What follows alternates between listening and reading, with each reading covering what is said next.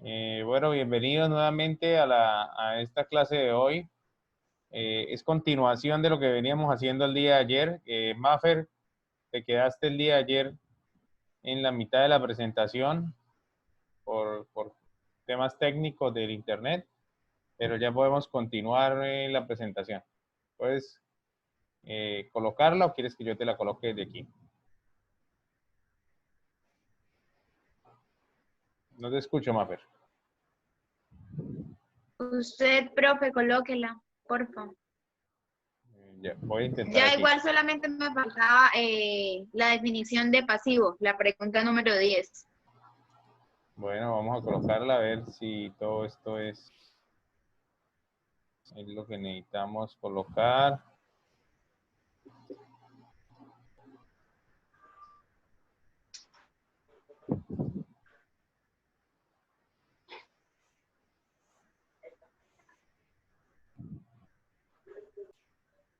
Ahora sí, Maffer, qué pena, ya te voy a colocar nuevamente la presentación.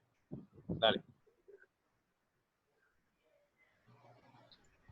Los pasivos son obligaciones presentes de la entidad generadas a raíz de sucesos pasados, al vencimiento de las cuales se espera desprenderse de recursos que incorporan beneficios económicos. Un pasivo pues está compuesto por la financiación de la empresa y sus obligaciones de pago frente a terceros. A su vez, dentro del pasivo total, distinguimos entre el patrimonio neto y el pasivo. O sea, esto quiere decir que el pasivo está compuesto por la financiación, o sea, se refiere a que tiene una deuda pues con los accionistas. Y a su vez, pues el pasivo se divide en corriente y no corriente.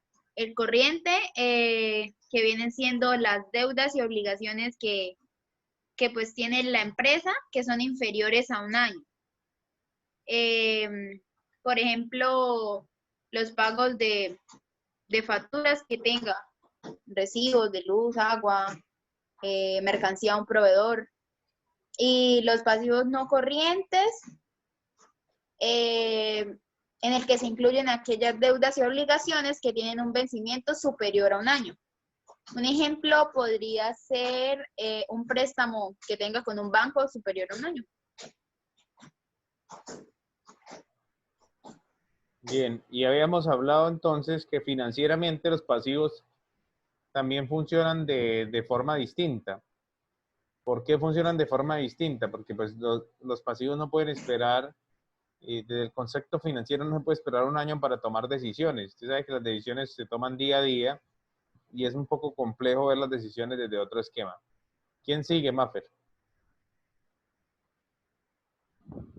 Creo que sigue Daniela, si no estoy mal. Dale, Daniela.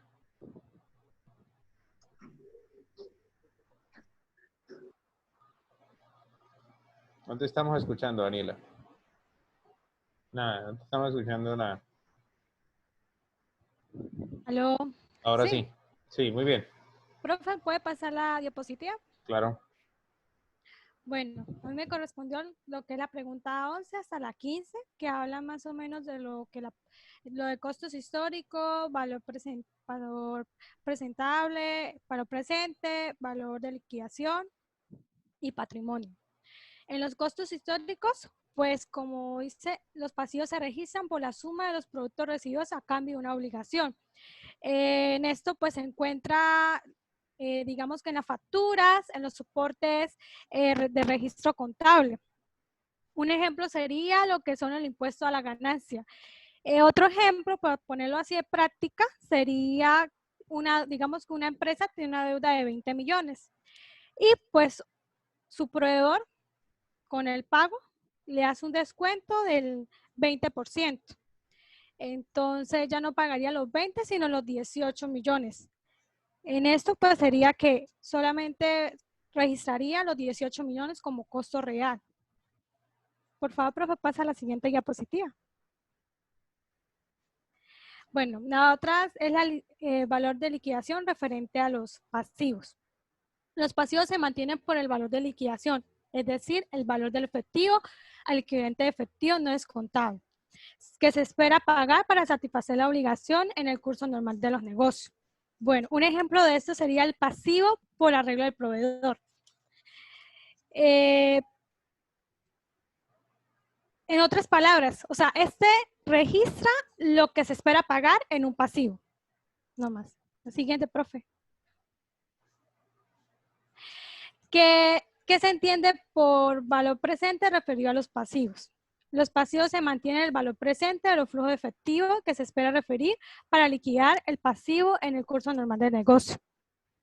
Bueno, aquí por lo menos tenemos que tener en cuenta que el dinero tiene un valor que el dinero tiene un valor con el tiempo. Ajá. ¿Cómo es eso? Explícame eso un poco. Detengámonos ahí. Que el dinero cambia, por así decirlo. Sí, ¿cómo se llama eso entonces en economía? Transacción financiera, es que no me acuerdo muy bien el nombre.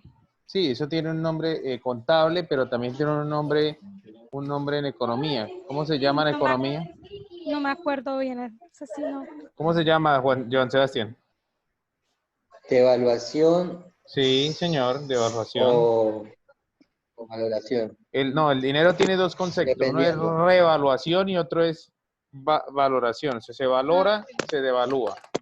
Devaluación. En este caso, la devaluación viene por vía ¿qué? Por vía inflación. Usted sabe que los elementos un poco van subiendo, los elementos van adquiriendo un valor distinto y todos los días esto es dinámico, no es estático. Y por ser dinámico, él obedece a unas variables que son macroeconómicas y microeconómicas. Por eso ustedes ven en sus asignaturas algo de macro, algo de micro, porque necesitan tener el concepto de cuáles son las perspectivas que tiene el dinero y cómo él a lo largo del tiempo, ¿sí?, utiliza los conceptos que yo les he nombrado algunas veces a ustedes, que es el valor presente y el valor presente neto.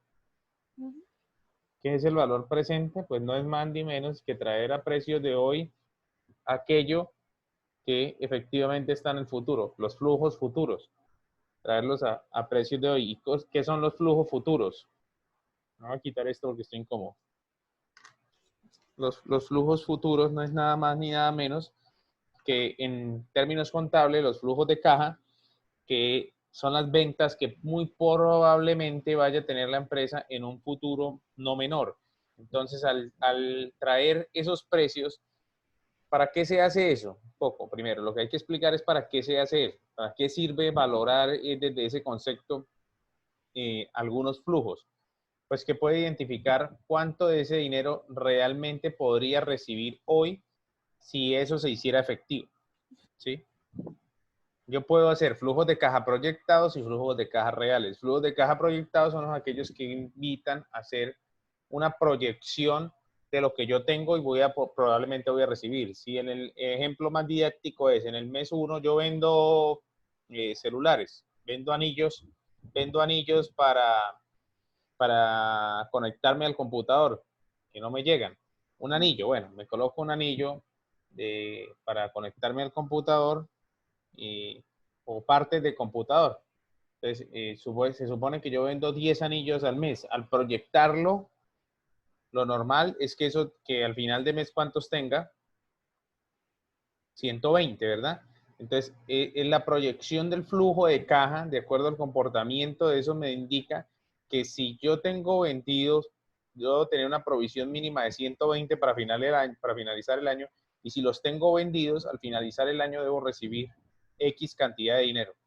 Pero si esa cantidad de dinero, si yo no llegara a vender los 120 de aquí a allá, se me presentó una eventualidad, todo el mundo usa internet hoy y voy a vender todos los anillos para conectarse a internet el día de hoy y vendí 120 en un mes. ¿Está aburrida, Daniela? Ah, bueno, gracias. 120 en un mes, ese precio de esos flujos pueden cambiar. Entonces el flujo de caja me llegó hoy, no lo recibí en diciembre, sino que lo recibí hoy. No sé si me hice entender. Bueno, en el caso del pasivo, conseguí un ejemplo interesante. ¿Cuál? Me llamó un poco la atención. Por lo menos aquí dice ¿Profe? que, o sea, Sí. Qué pena interrumpirlos. Lo que pasa es que eso de lo que estamos hablando ahorita tiene que ver con el flujo de caja, que también puede ser el diagrama de tiempo. Sí, pero se utiliza para flujo de cajas presentes y flujos de caja futuros, Paula. Que Ah, también ok. usted lo puede utilizar con la fórmula, una fórmula que usted va a encontrar en Excel. Usted abre Excel y busca en fórmulas y la va a encontrar como BAN, B chica A-N. Entonces busca Ok. ahí, ¿qué significa el BAN? Es valor presente neto. Ok. Pero Vale, gracias, está profe. en inglés. Vale, ahora sí, Daniela. Dale. Bueno, retomando. Bueno, el ejemplo interesante que encontré decía que se vende una mercancía a una empresa y otra empresa le pide un préstamo. Ese préstamo era de 200 millones de pesos y le otorgó un plazo de 2 años para el pago del pedido. Pero esa entidad tuvo X motivo y lo aplazó. Entonces, la Llegó el entidad, coronavirus y lo aplazó. sí, digamos por así decirlo. Entonces la entidad tomó, o sea, recogió la mercancía, la adquirió y entonces pasó al pasivo a un pasivo financiero por el importe descontado del flujo efectivo, utilizando la tasa de interés del mercado.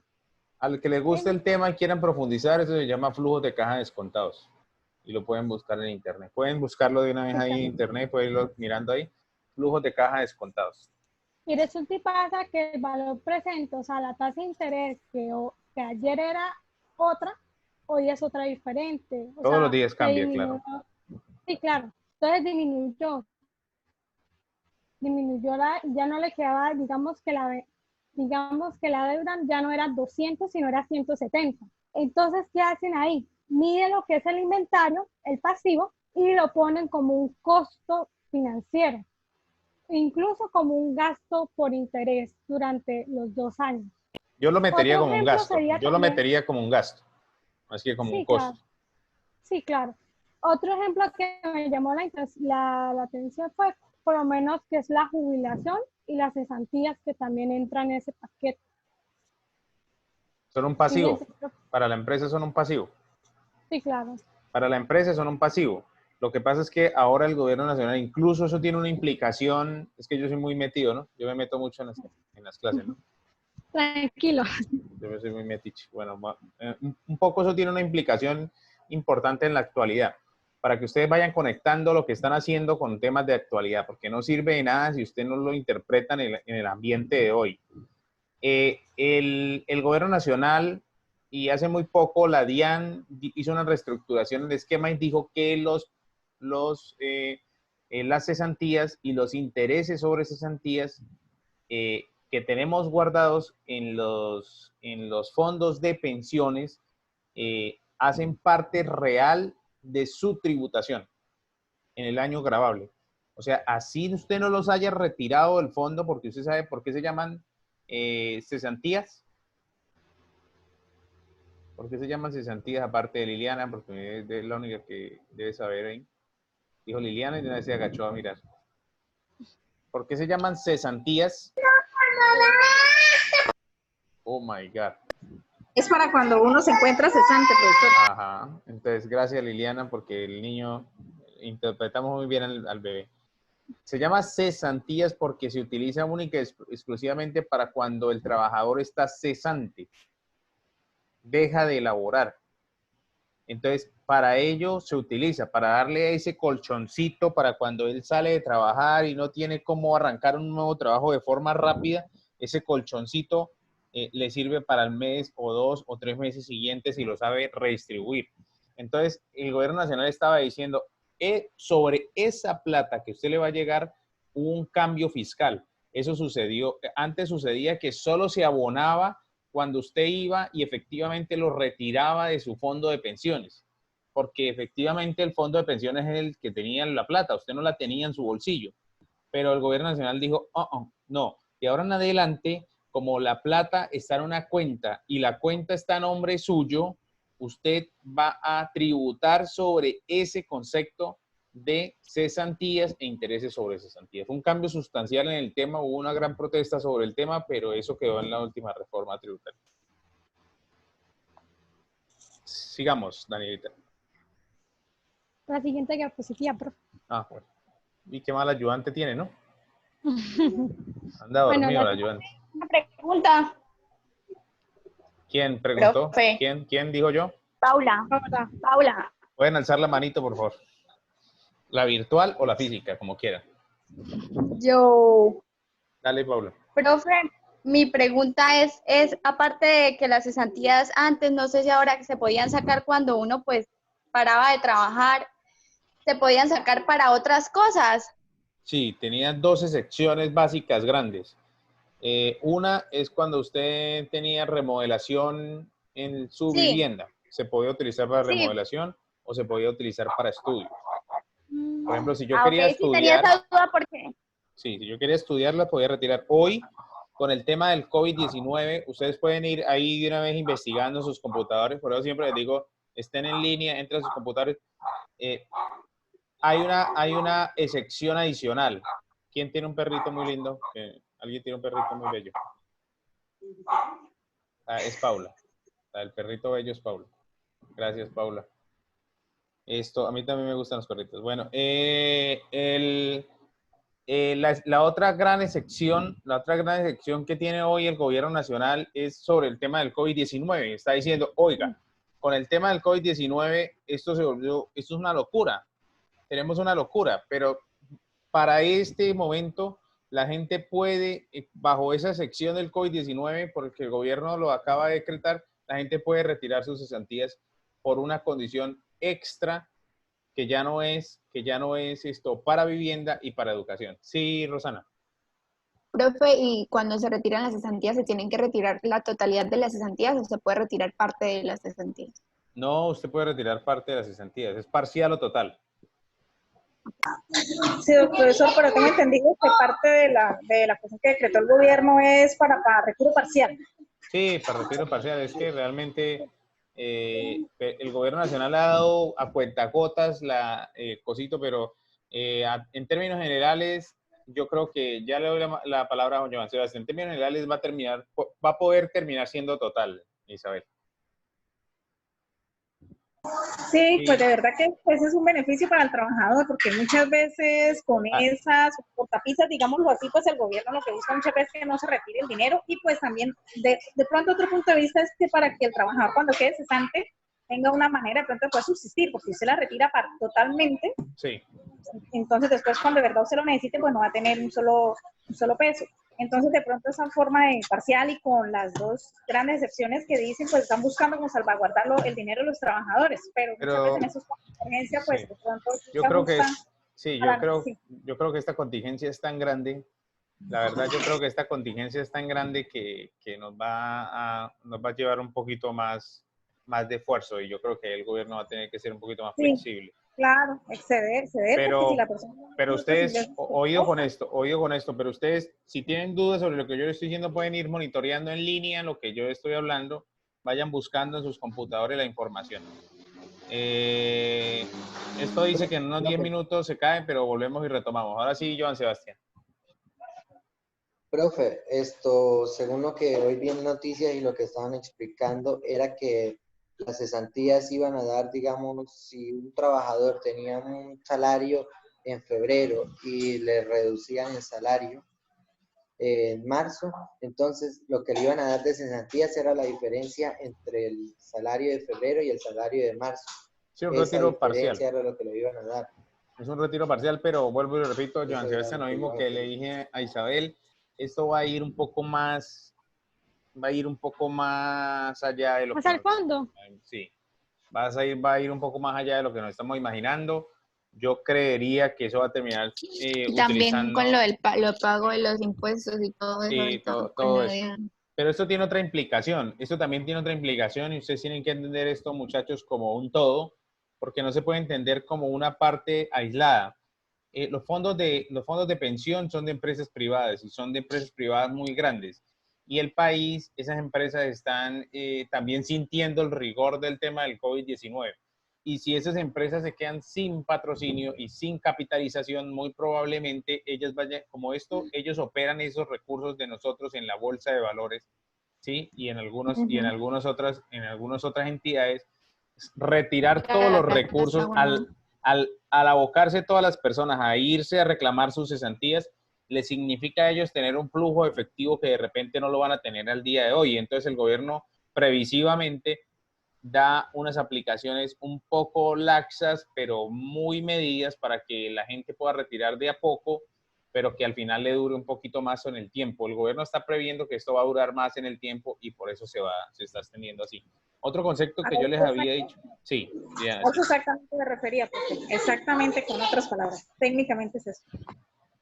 sí. Un poco lo que yo le quería decir también a ustedes es que yo les había pedido a ustedes el favor que estudiaran un concepto del tema de la regla fiscal, que averiguaran sobre el concepto de la regla fiscal. ¿Qué es la regla fiscal? No. Usted nos mandó a consultar qué era perpetuidad creciente, anualidad creciente y flujo de caja. Sí, que María Daniela me dijo, no, profesor, así no era. Yo le dije, bueno, ya sí, ya, como es perpetuidad creciente, anualidad y anualidad creciente, pero son flujos de caja simples. Pero a eso nos referimos ahora. Investiguen un poco el tema. Yo siempre les dejo una tareita plus. Esa es la tareita plus. Y vayan buscándola de una vez ahí. El concepto de regla fiscal. Porque el gobierno nacional está tratando desde su análisis en tratar de eliminar la regla fiscal. Ya la había flexibilizado, pero ahora está buscando eliminarla. ¿Por qué? Y bueno, en la otra clase me acuerda Joan Sebastián, María Daniela, Rosana, María Mafer, Isabel, Paula y Daniela, me acuerdo.